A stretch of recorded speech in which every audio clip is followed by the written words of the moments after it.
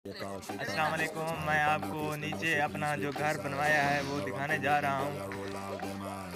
अल्हम्दुलिल्लाह बहुत ही अच्छा हमने घर बनवाया है।